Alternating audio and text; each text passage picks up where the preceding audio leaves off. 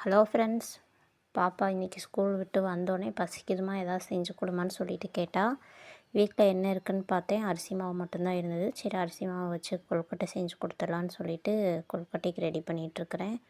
பாப்பாவுக்கு வந்துட்டு இந்த பூர்ண கொழுக்கட்டை தான் ரொம்ப பிடிக்கும். எனக்குமே அது ரொம்ப பிடிக்கும். கொழுக்கட்டையிலே பால் கொழுக்கட்டையும் பூர்ண கொழுக்கட்டையும் எங்கள் 2 பேருக்குமே ரொம்ப பிடிக்கும். உங்கள் யாருக்காவது இந்த 2 கொழுக்கட்டையும் பிடிக்கும்னா கமெண்ட்டில் சொல்லுங்கள்.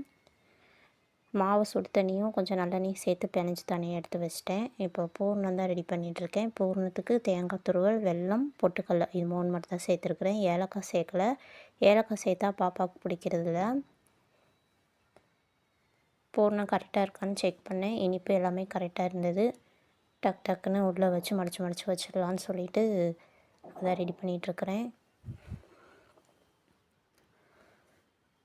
அச்சில் வைக்கிறதோட இந்த கையில் மடித்து வைக்கிறது தான் எனக்கு என்னமோ ரொம்ப ஈஸியாகவும் இருக்குது. டக்குன்னு வேலை முடிகிற மாதிரி இருக்குது. அச்சில் வச்சா ரொம்ப டைம் எடுக்கிற மாதிரி இருக்குது. உங்களுக்கு எப்படிங்கிறதையும் கமெண்ட்டில் சொல்லுங்கள்.